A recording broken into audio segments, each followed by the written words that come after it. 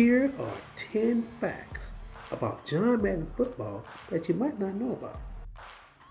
Number 10. Madden did not like the game when it was first presented to him. When the developers at EA first approached John Madden about being a spokesperson for a new game, he was a bit skeptical at first. But the idea had piqued his interest.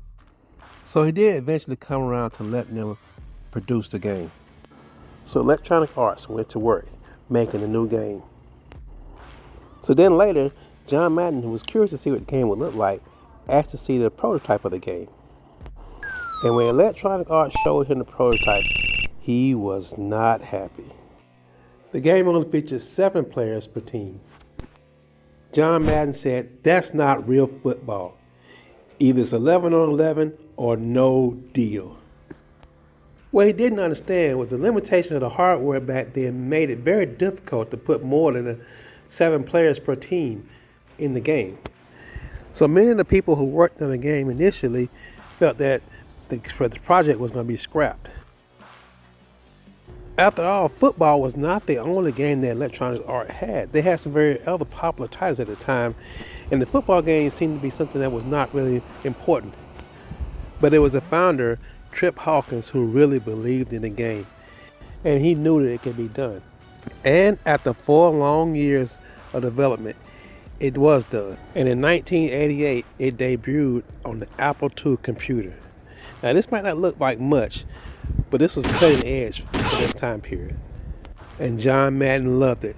He went on to fully endorse the game, making it the first true football simulator game.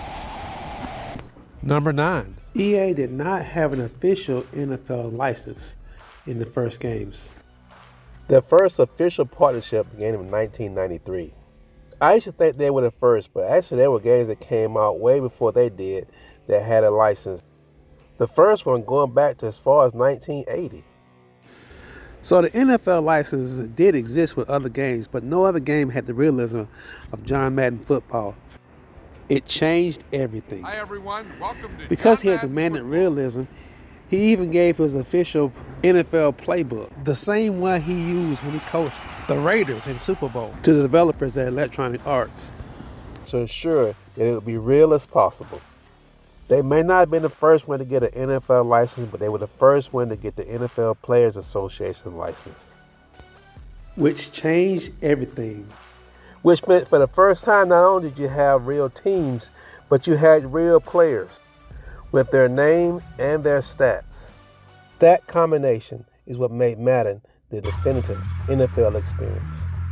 And from that point on, Madden was not just a video game.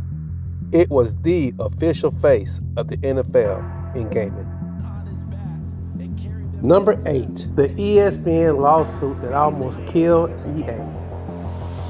Here's a wild piece of Madden history that you might not know. Back in the late 80s and early 90s, Electronic Arts wanted their sports titles to feel more like live broadcasts that you would see on TV.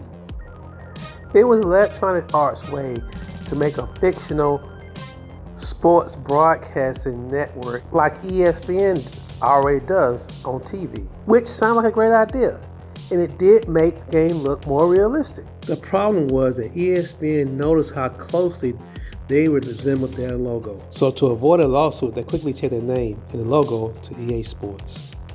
And we also got this iconic intro. But it all worked out, because years later, they actually would become partners. The two companies went from potential courtroom enemies to collaborators, which is wild if you really think about it. Number 7, Madden is more than just a game. John Madden used to say the game was not just for fun, but it was a teaching tool, disguised as entertainment. And over the years, it has done exactly that. Players are not just button mashing, they actually have to learn real football strategies. Players have to understand zone versus man coverage, audibles, blitz packages, and how real NFL playbooks works in any situation.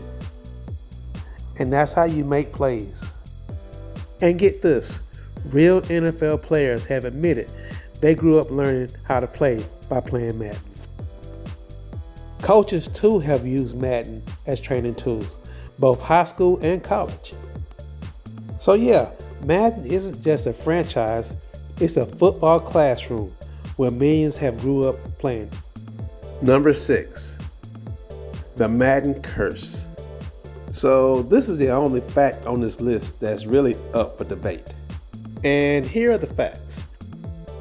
John Madden himself appeared on the first 12 covers of Madden Football. Then in 2001, EA decided to use actual football players on the covers.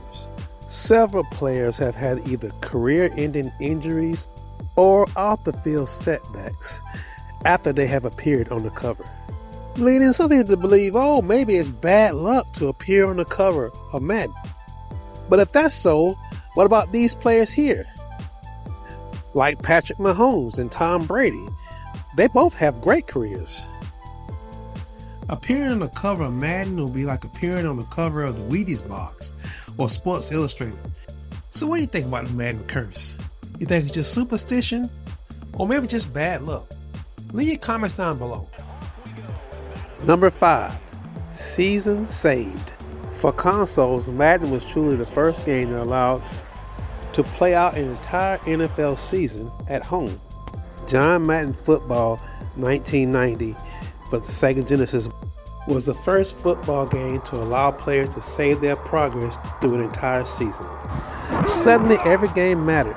You could track wins, losses, and stats across multiple games, just like the real NFL season.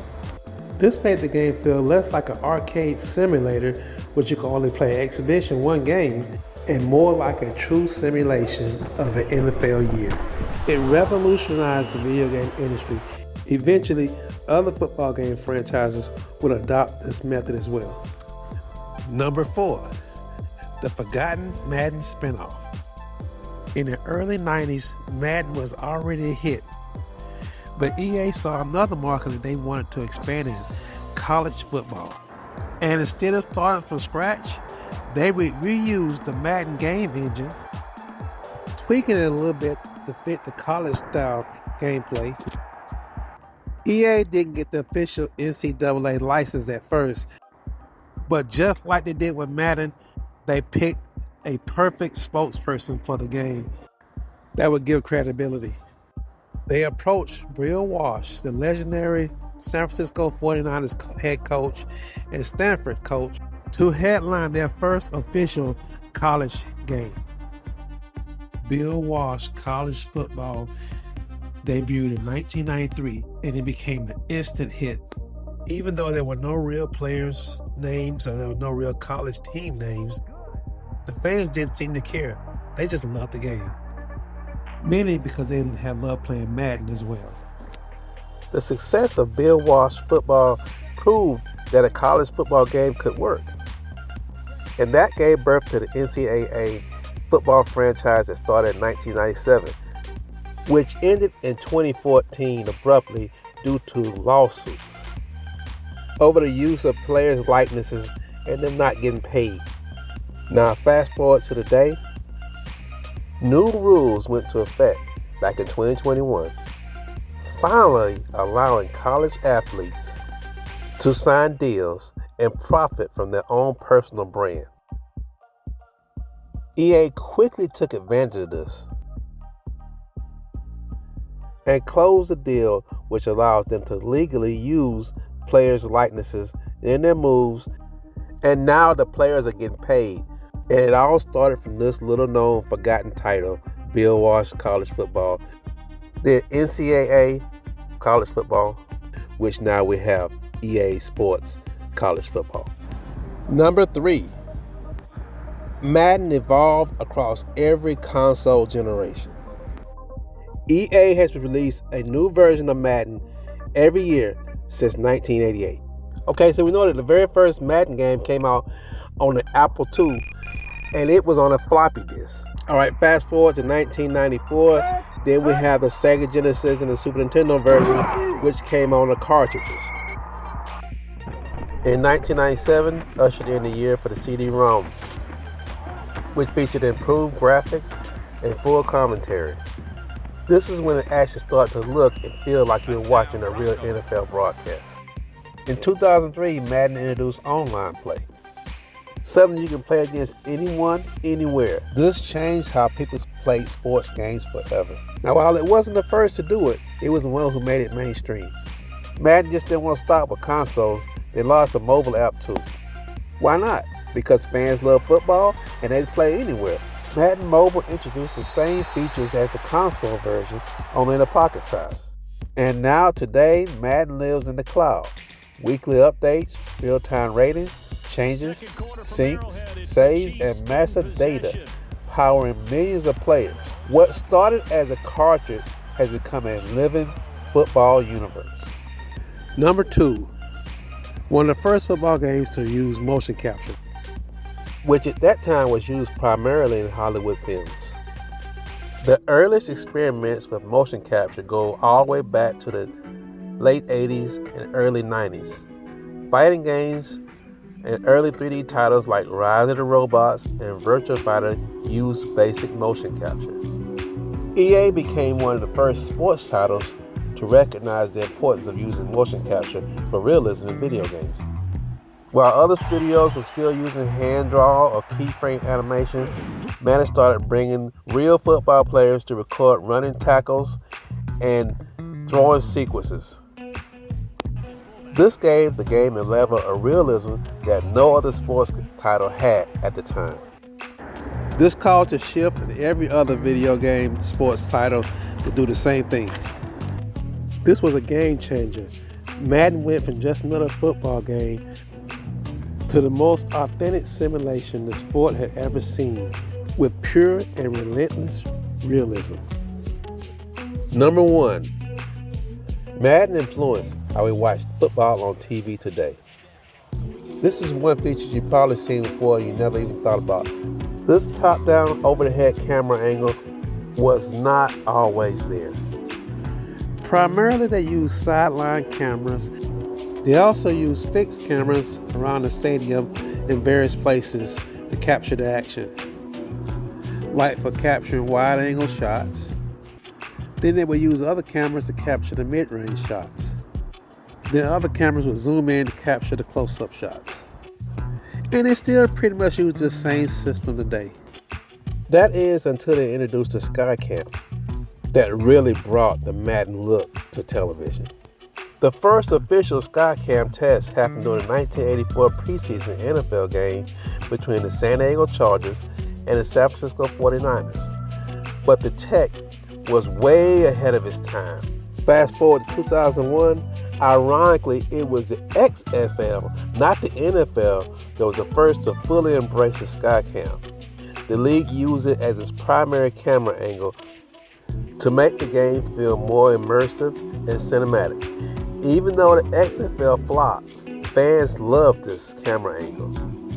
Broadcasters noticed, and soon after, the NFL adopted it full time. From millions of video game screens to millions of living rooms, the Madden Cam didn't just change the game, it changed the way we see the NFL on TV.